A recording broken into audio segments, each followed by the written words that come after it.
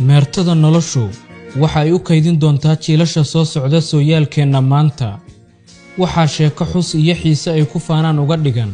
in awoowayaashood ay taariikh cusub dhaxal siiyeen waxa guuleystay hal gandheer oo aan u galnay difaaca hantida aynu dhaxal siinayno jiilasha soo socda wax la isdhaxal siiyana ciidda dhulka hooyo ayaa ugu qaalisan difaacna u mudan difaaca hantideena qaran ma ahayn wax fudud markii la eego in aan nahay dad iyo dawlad la daala dhacaya duruufo aad iyo aad u adag kana soo kabanaya sanado badan oo burbur iyo dawlad la'aan ah haddana ku shaqeeya taageerada wadaniyad iyo isku duubnida ay muujiyeen shacabka Soomaaliyeed taasoo na siisay dhiirigelin iyo awood dheeraad ah oo aan ku ilaalinayno ama aan ku wadano halgankeena dacwadda markii furitaankeeda ay bilaabatay runtii shacabka Soomaaliyeed iyo dadka Soomaaliyeedba in badan oo kamid ah dareen bay ka muujiyeen ayagoo u arkayay in dacwaddan aan waqtigan aan wadi karin because duruufaha nagu xeeran haday noqoto mid diblomaasiyadeed haday noqoto mid dhaqaale haday noqoto mid amni haday noqoto mid dawladnimadeena oo daciif ahayd oo markaas la ku meel gaar ka soo baxday marka yani aaraa kala duwan ayaa shacabku iyo concern badan ay ka qabeen dad badan oo kamid ah damacyo shisheeye oo isuwan ayaa doonay inay duudsiyaan qayb kamid ah badeena kuwaasi oo isugu jiray qolo badeena sheeganaysa iyo kuwa u shafeecaya shacab iyo dawladba waxaanu jeexnay wada cusub oo ay bidhaansan doonaan shucuubta kale waxaanu diidnay inaynu ka tanaasulno taaka kamid ah dhulkeena ma jiro qiimo goyn kara qurub kamid ah ciideena waxaan aaminsanahay in dawladda Kenya iyo dadka shacabka reer Kenya ay ka qanacsan yihiin ama ay og yihiin inaysan waxdan ku jirin in xiriirka labada dal xumaado waxaan ka shaqeynaynaa si kasta oo suuragal ah in aan dhankayaga aan ka shaqeyno sida xiriirka wanaagsanaan lahaa laakiin haday dhankooda ay diidaan wixii kale oo yani nabaddu ay ku hagaagi lahayd dawladda Soomaaliya waxay mar walba u taagan tahay difaaca dalkeeda iyo dadkeeda iyo diinteeda iyo maartay biyaheeda dhul ay cir iyo badba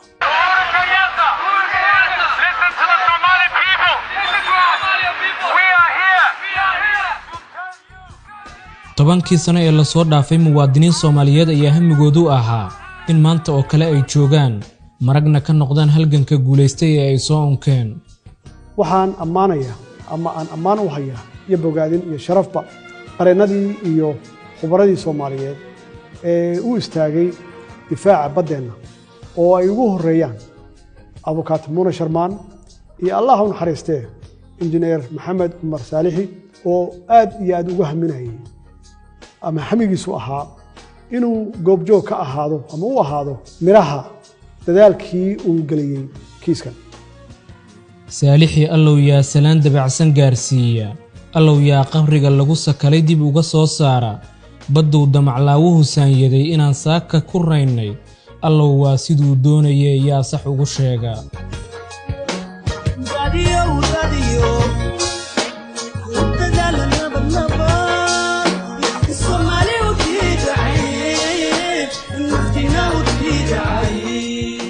iska dacwadda badda ee u dhaxeeya Soomaaliya iyo Kenya oo muddo 7 sanadood hadda socday waxa uu soo maray maraaxil kala duwan markii ugu horeysay 14kii 2014kii ba dacwaddaas ay Soomaaliya gudbisay markii muran uu ka yimid sheegashada lahaanshaha badweyntaas Soomaaliyeed qaybta inaga aadan ee ay Kenya muranka gelisay si loogu kala baxo hab nabad ah waxa ay ahayd dood cadaalad ah xaq ah oo ku dhisan kuna salaysan shuruucda caalamiga ah ee badaha balse hoggaanka Kenya waxa ay ka cagajiideen in sheegashadooda ay la hortagaan fagaaraha caalamiga ah ee Hague iyaga oo muddadii u dhaxaysay 2014 ilaa 2017 bilowgeedii ku doodayay in maxkamadda cadaaladda adduunku aysan xaq u lahayn garqaadka dacwaddan tani waxa ay bilow u ahayd taxana qorsheysan oo ay madaxda Kenya ku doonayeen inay ku carqaladeeyaan gardhiibashada Soomaaliya iyo in barqacad la ballamiyo badda damaclaawuhu saanyaday. Kenya meeshii laga sugayay inay dacwadda ka soo jawaabto waxa ay samaysay preliminary objection wax la yiraahdo ama is-hortaag hordhac. Is-hortaagaas oo ay ku sameynaysay ku dureysay ikhtisaaska maxkamadda ama maxkamadda inayna awood u lahayn dhageysiga dacwaddan inay qaado. Sababta ay ka dhiganaysay iyadoo cuskanaysa sidaan horeyba kugu sheegay is-afgaradkii ama MOU-gii ay sida khaladka u fasiratay conceptiga khaladkaana ay ka qaadatay iyadoo hor istaagaysa oo dhahaysa annaga iyo dowladda Soomaaliyeed waxaan ku heshiinay in aan murankan ku dhameyno wada hadalkii baan rabnaa maxkamadduna awood uma leh maadaama wada hadal lagu dhameynayo arrinta sharciga sida ku qoran. waxaa bogaadin mudan baarlamaanka sideedaad ee qaatay go'aankii aadka u qaraaraa ee taariikhiga ahaa kaasoo saldhig u ahaa guusha aynu maanta haysanno kadib markii ay laaleen heshiiskiis afgaradka ahaa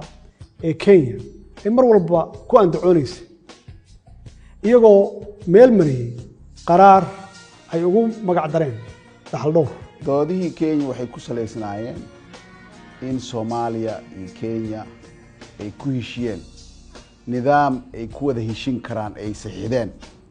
oo aan loo baahnayn in maxkamad kiiskan la keeno. waxay kaloo yiraahdeen Kenya Soomaaliya iyo Kenya waxay member ka yihiin xubin ka yihiin ururka la yiraahdo UNCLOS oo ah UN Convention for the Law of the Sea. magaratay sidaas darteed looma baahna yiraahdeen kiiskan in la keeno maxkamadda. marka maxkamadda markay dhageysatay dood dheer kadib Kenya marka waxay ku dooday doodii waxay bilaawday marka sida kaliya ay maxkamadda go'aan ku gaari karto waxay noqotay in ay markaa fiiriso memorandum of understanding kaas heshiiskaas ay Soomaaliya waxay tiri anaga ma aqoonsan memorandum of understanding sababtoo ah waxay yiraahdeen baarlamaankeen lama soo marsin. magaratay Kenya waxay ku doodeen paragraph 6 oo memorandum of understanding inuu yahay heshiis labada dawladood ay wada galeen oo iyaga isxallin karaan aan loo baahnayn maxkamadda inay soo dhex gasho haddii loo baahdana UNCLOS ay dhexaadin karto. shacab la daaladhacaya duruufo adag iyo dowladooda oo ka soo kabanaysa sanado badan oo burbur ah uma sahlaneyn inay difaacdaan hantidooda badeed oo xeelado sharci iyo dimandaabyo siyaasadeed lagu doonayo. hoggaanka Kenya waxay iska indhatireen qiimaha darisnimada iyo danaha isku sidkan ee labada shacab ee walaalaha ah iyaga oo taa beddelkeed faaska iyo hangoolka u qaatay goynta jiridda xiriirka soo jireenka ah ee labada dowladood si ay jaaha uga beddelaan hoggaan Soomaaliyeed oo ku fara adeegaya baddooda. Please welcome the President of the Federal Government of the Republic of Somalia. madaxweynaha Soomaaliya wafdi uu hogaaminaya anna aan ku jiray meesha ayaa waxa uu shir naloogu yeeray Sisi uu qabtay in maaragtay madaxweyne Farmaajo iyo Kenya uu dhaxgalo bal arinka isku haystaan waa taa ogeedeen mataqaana in maaragtay xiriirkii xumaaday sidaas darteed markuu wuxuu yiri bal African Union ahaan madaxooda bal labada madaxweyne sukeen shirka wuxuu ka dhacay New York waagii oo shirkii oo UN-ka markii sanadkii la qabto September dhamaadkeeda ahayd marka madaxweynaha shirka wuxuu ka muujiyay mowqifka badda. Kenya waxay qaaday tallaabooyin ugub ku ah curfiga siyaasadeed iyo diblomaasiyadeed ee dalalka gobolka ayadoo isku dayday in la curyaamiyo dhaqaalaha dalkeena kadib markii ay olole xooggan ka bilowday xarunta qaramada midoobay kaasi ujeedkiisu ahaa in Soomaaliya lagu soo rogo qaraarka tirsigiisu yahay 1267 oo ay Kenya uga dan lahayd inay ku xayirto kulana wareegto hantida ganacsada Soomaaliyeed iyadoo lagu suntayo argagixisnimo. xukuumadda Kenya waxay qaaday jid kasta oo ay ku carqaladeynayso habsami u socodka dacwadda badda isla markaasna ay ku doonayso in qol mugdi ah loogu xalaaleeyo baddeenna iyadoo ka dhex bilowday ururada heer gobol heer qaaradeed iyo heer caalami ah hagardaamooyin lagaga been sheegayo dowladnimada Soomaaliyeed iyo halgankii xaqa ahaa ee aynu ugu jirnay difaaca baddeenna annagoo u marayna dhabbaha cadaaladda iyo xaqsoorka ee ay dunidoo dhan ku midhaysantay dharaarihii loo soo maray guusha kolkan waxa ay na xusuusiyeen casharadii aan ku tilmaanayn taariikhda inta la hayo iyo inta aan lahaynba oo ah geesiyaal maalinta ay adag tahay midaysan kuna dharga gobonnimada kolka gaajadu taallo bogaga hore ee maalmihii ay taagneed dacwaddu waxaa ku xadhan in diblomaasiyadda Soomaaliya ay u babac dhigtay qorshihii halista ahaa ee hoggaanka aan dariska nahay ee Kenya ay soo maleegeen kadib markii golaha loo dhan yahay ee qaramada midoobay ay ka dhex bilaabeen ololo lagu curiyaaminayo dhaqaalaha dalka Soomaaliyeed qaraarka tirsigiisu yahay 1267 oo hoggaanka Kenya ay doonayeen in lagu soo rogo Soomaaliya waxa uu muujiyay damaca iyo cadaadiska aan xadka lahayn ee ay ku wiiqayaan go'aanka Soomaalidu ay ku difaacanayso baddooda President Uhuru ayaa wuxuu lahaa shirka khudbadii UN-ka wuxuu meesha ka akhriyay in Soomaaliya iyo Kenya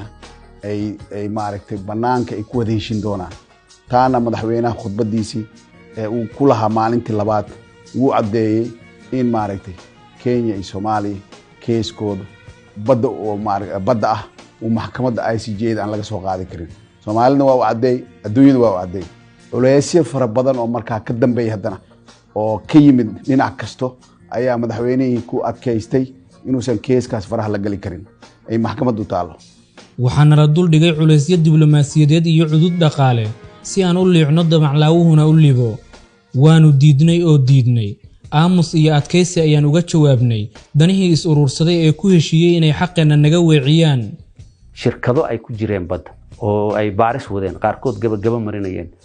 ilaa 6 shirkadood baa ku jiray 6 shirkadood marka oo Eni iyo Total iyo Start Oil iyo Andraka iyo Zarira iyo oo wadamo badan oo maaragtay laga kala leeyahay bay ahayd kulli shirkadahaasi way ku jireen doorkii marka xafiiska xeraaliyuhu ku yeeshay waxay ahayd inuu shirkadahaas ganaax ku soo rogay si degdeg ah amrayna inay uga baxaan hadii kale aan maxkamad geynayno laba marka fayl baan ugu gala furmay mid ah in dawladda Kenya iyo maxkamadda caalamiga aan ka dacweyno oo xuduudka ay sida khaladka u sheegatay ah iyo inaan shirkadihii iyagana la dagaalano oo ka saarno dalka labadiiba insha Allah waa ku guuleysan shirkadihiina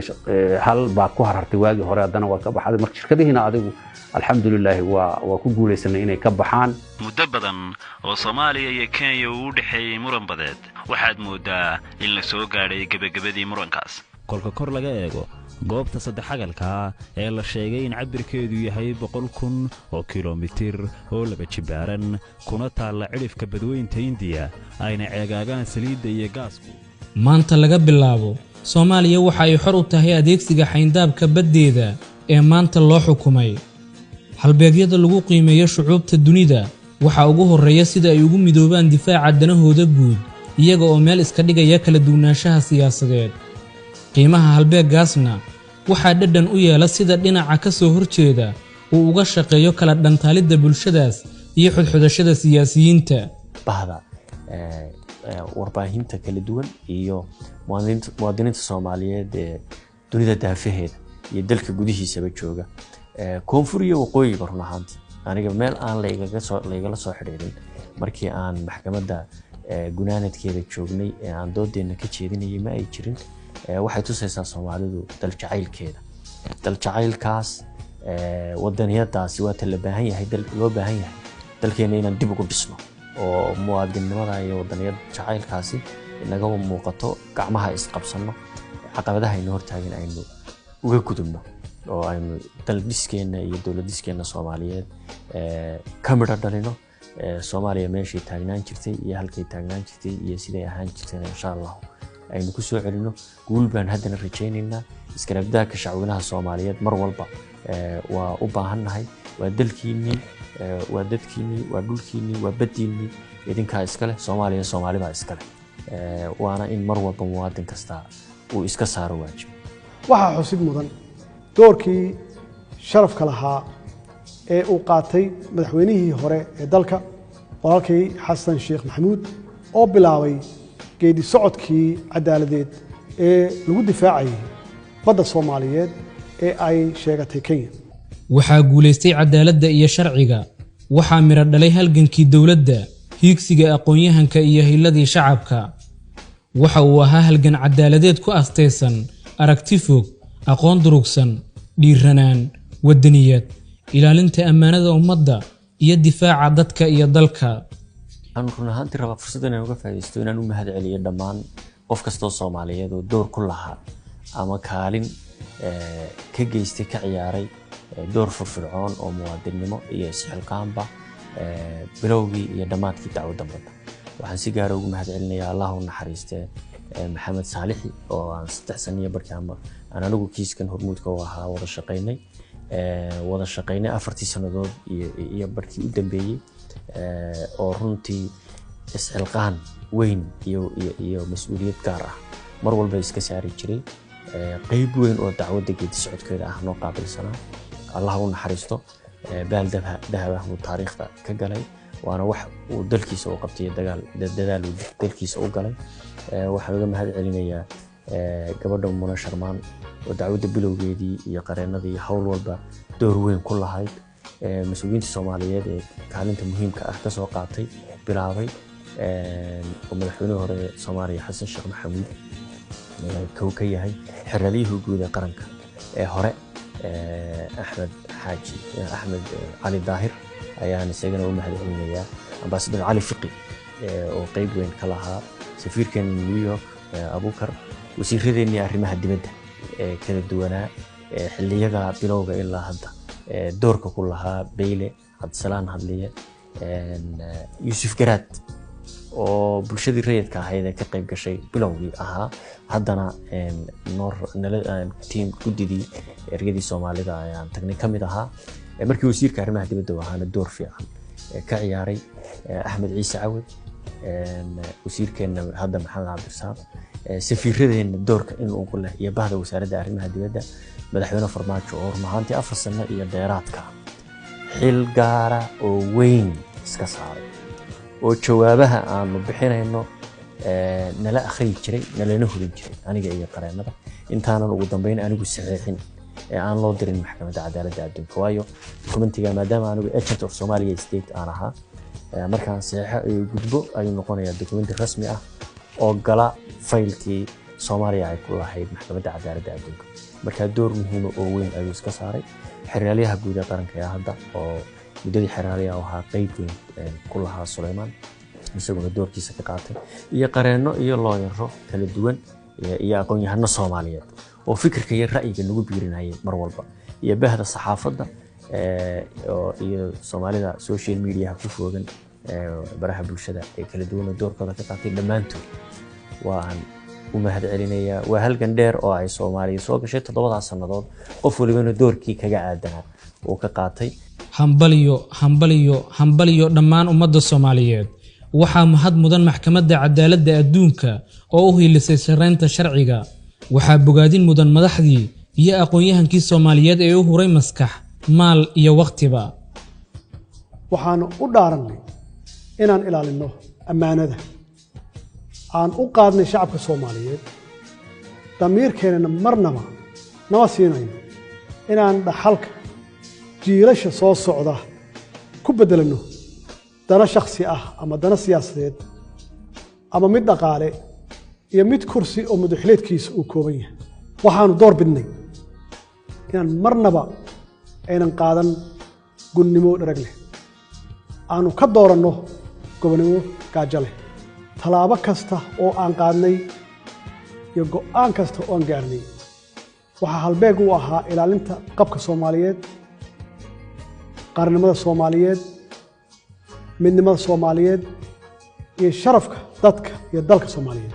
haddaynan ku dayan adduunka bad bay guudkeed degeene, haddaynan ka samaysan daaro dalxiisku intuu yimaado haddaan daawashada la yaabin.